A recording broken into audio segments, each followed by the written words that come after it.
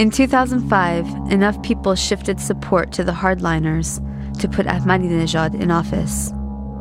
A former mayor of Tehran, he had a reputation for being incorruptible and was the first non-cleric to win. He campaigned as a man of the people who promised economic prosperity for the poor masses. His main opponent, Rafsanjani, was a wealthy moderate cleric, and the reformers didn't dare run in elections that year. Many reformers even became anti-US. The US further helped the hardliners by getting the population to rally behind them on the nuclear energy program for peaceful civilian use, an inalienable right guaranteed to them by the Nuclear Non-Proliferation Treaty, or the NPT. The Non-Proliferation Treaty is a treaty that was signed in the late 1960s, and its aim was to curb what we call the horizontal proliferation of nuclear weapons. In other words, countries that heretofore had not had nuclear weapons power status would not themselves develop nuclear weapons. It was a bargain between the nuclear powers at the time, France, England, the United States, Russia, and China, and what we call the nuclear have-nots, that in return for them having the ability to develop civilian nuclear power, they would not use that technology and know-how to develop nuclear weapons. The nuclear weapon states themselves were pledged under Article 6 of the treaty to themselves undertake vigorous programs towards disarming their nuclear arsenal. Those nuclear weapon states have failed in their part of the bargain, and they've held on to their arsenal, setting a very terrible example for the rest of the world. For example, with the United States, while we're admonishing Iran to make their processes open, to not become a nuclear weapons power, that right now our government is proposing that we rev up the Department of Energy facilities to develop a new arsenal of nuclear warheads, which are called the Reliable Replacement Warheads. This project, which is projected to cost in the hundreds of millions of dollars, represents new nuclear weapons, and it's a shame that our government is actually taking the lead in starting a new nuclear arms race. It is actually our government with the largest nuclear arsenal that should be taking the lead in disarmament and to set by example the path that other countries should take. Violated its NPT obligations, continuing to develop new weapons, including those intended for use against Iran.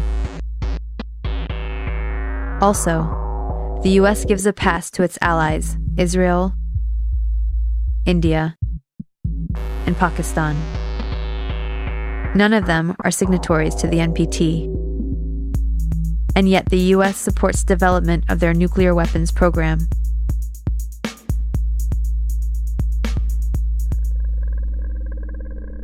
Given Iran's vast oil reserves, many question the need for them to pursue peaceful nuclear energy, but there are valid reasons, as the US must have recognized when Iran was an ally under the Shah, and the US pushed for Iran's nuclear development program, correctly arguing that oil will eventually run out.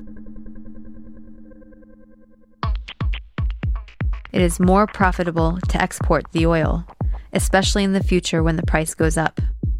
Also, even though Iran has plenty of crude oil, it lacks refineries. Sanctions has meant no major investment in the oil and gas sector, and the country still hasn't been able to recover enough to keep up with demand from the destruction of refinery capacity during the Iran-Iraq War. With its huge population growth and expanding industrialization, Iran actually relies on imports for refined oil. Then there is the matter of national prestige and pride. As a country that is a regional power, it will not give up its inalienable right under the NPT to have a nuclear program for peaceful use. How would Americans feel if our right to nuclear energy and research was taken away? We live in a world where there are a lot of pressures to compete in what I would consider the world capitalist system, pressures that in terms of the Iranian leadership and trying to jockey for world position that they look for. And part of this is what has unfortunately been the path, in my view, that other countries have taken as well, is to look for being able to potentially have status in the world and to develop a nuclear program. I don't know if that's where the Iranians are headed, but the potential is there. Lastly, Iran likely wants the option to be able to build a nuclear deterrent on short notice if needed, just like Japan and dozens of other countries. Iran placed its confidence in the UN and international community to protect it at the start of the Iran-Iraq War, when Saddam Hussein crossed the border and invaded it. But the UN stood by and did nothing, even when it became clear Hussein was using chemical weapons against the Iranian resistance. Iran understands that it must be able to protect itself.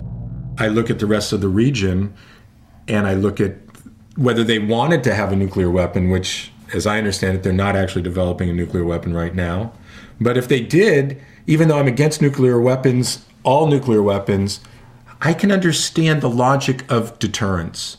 I see India, I see Pakistan, I see Israel, I see they're at odds with their neighbor and nearby neighbor Saudi Arabia. And then I look at North Korea barely having a bomb and delivery systems, and the United States not going at war with them.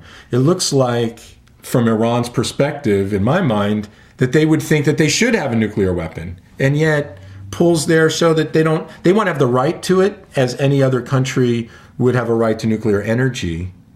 But it's not clear that they're developing nuclear weapons, though I would understand why they would if they were.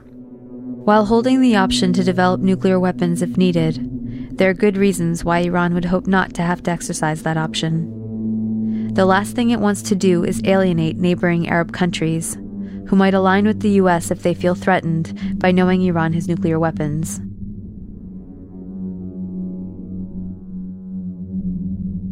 It would strengthen the US position and undermine Iran's regional influence. The Iranian government may not be lying when it says it has no intent to build weapons, as it has said consistently throughout the US campaign to portray this official enemy as an unreasonable, unrelenting threat to the world. Iran's supreme leader, Ayatollah Khamenei, has declared repeatedly that Iran will not attack or threaten any country. He has also issued a fatwa against production, stockpiling, and use of nuclear weapons, and banned nuclear weapons as sacrilegious. Iran has been a consistent supporter of the NPT and called for a nuclear weapons-free Middle East. Under U.S. pressure, the UN Security Council ordered Iran to stop enriching uranium and has imposed sanctions without justification. The International Atomic Energy Agency, or the IAEA, is in charge of monitoring the nuclear programs of all countries. The IAEA is supposed to work with countries to resolve issues and report them to the UN Security Council if they cannot be assured that a country has not diverted nuclear material for non-peaceful use. If that happens, the Security Council can then decide to impose sanctions or use force. In the case of Iran, there is no evidence that Iran is building or even intends to build nuclear weapons. The IAEA director, Dr. El-Baradei, has consistently confirmed that there has been no diversion of safeguarded nuclear materials in Iran. I have been concerned by hearing a lot of talks about use of force. I think that's, in my view, very counterproductive. What we have seen on the ground in Iran that are issues that need to be clarified. I said again, Iran needs to build confidence through suspending its enrichment-related activities. But that has been said. I have repeated that we have not seen any undeclared facilities operating in Iran. We have seen any concrete evidence that the Iran program is being weaponized. We have not received any information to that effect. So I haven't heard any other information to the contrary. So while we're still concerned about the nature of the Iranian program, we should not, I do not believe at this stage that we are facing clear and present danger that require that we go beyond diplomacy. He has also repeatedly urged skeptics in Western capitals to help the IAEA by sharing any possible proof in their possession of suspicious nuclear activity in Iran. But the only proof offered has been proven false. The U.S. instead relies on coercion to get the UN and international agencies to serve the U.S. agenda.